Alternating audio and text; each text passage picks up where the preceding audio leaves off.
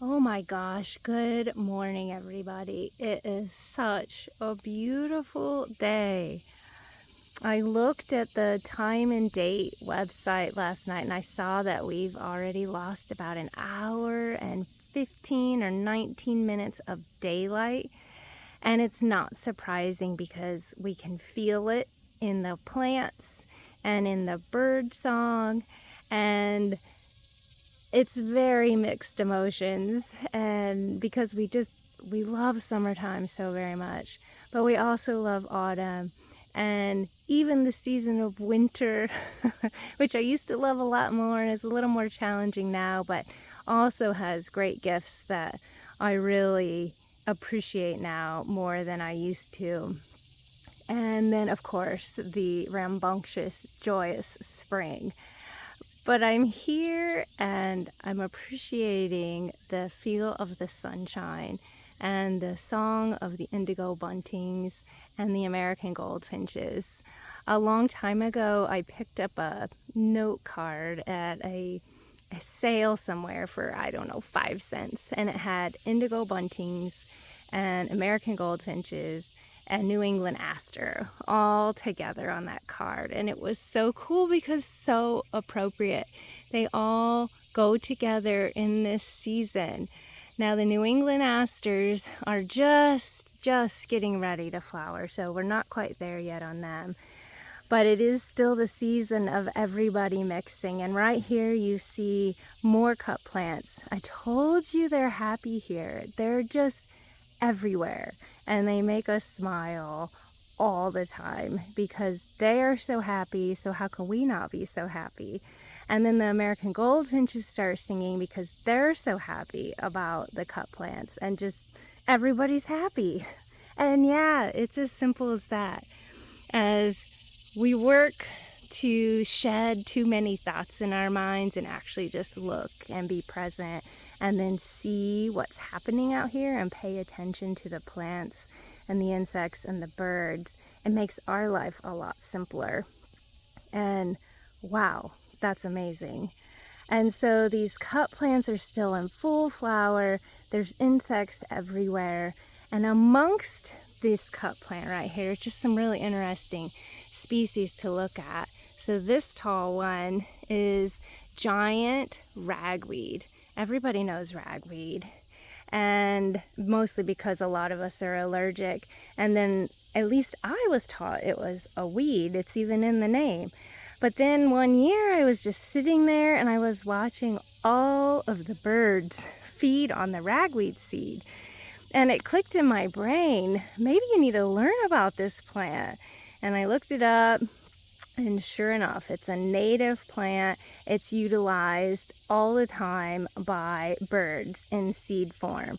Now, the flowers are wind pollinated, which is why we get to sneezing. Last night I was cooking in the kitchen and I started sneezing a couple, and I'm sure it was these guys right here and gals.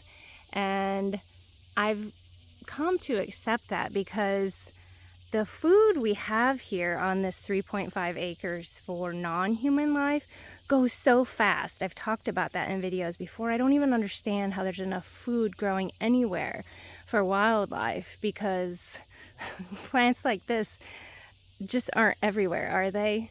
There was a giant patch down the road in a farm field, and it recently got sprayed because it doesn't go well with soybeans, and so that food source is taken away.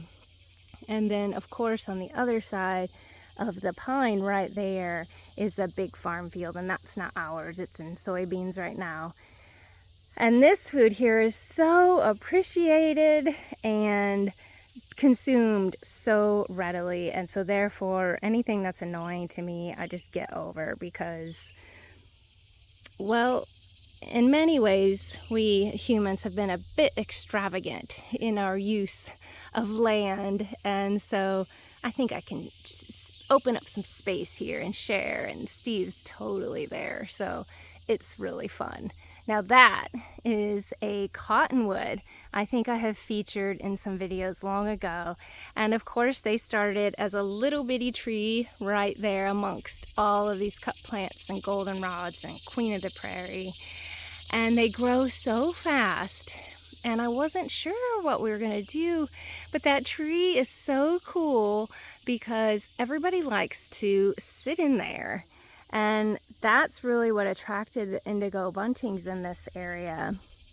That cottonwood right there. And there's a bunch of cicadas singing in that tree. And then to the right of that cottonwood, right in here, are some silky dogwoods that came in, and then we planted some American persimmons. And that shrubby, scrubby mix of shrubs and trees, and then these open areas with sun, for many species here is just optimum.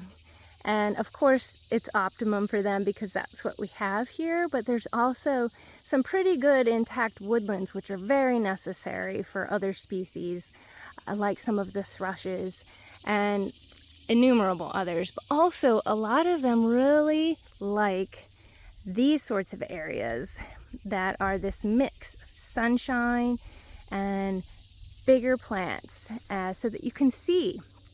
I know it's what I love, it's what Steve loves, and so we're gonna really focus on maintaining that structure in the plants. And I keep talking about it because the observations are telling us that that's the right thing to do here on this land. It's 3.5 acres and it's not huge. There's roads, there's farm fields around it, and we could let it grow up to forest, and that's what it will do on its own if left untended someday. But while we're here, we are going to maintain this habitat diversity, and it just feels so exciting. I just love sharing this space and then getting out and watching. And make sure you check out the video that I'm posting on Wednesday, the same day as this one, on just observing. And so it's got eyes to the sky and the white striped black, because that's what we're doing in this season. We are looking around, we are seeing what's happening in this world, and we're taking it all in, and we're practicing patience, because we also like to get to work on the land, but it's just not the right time here. And so we are focusing on looking, we're focusing on hiking,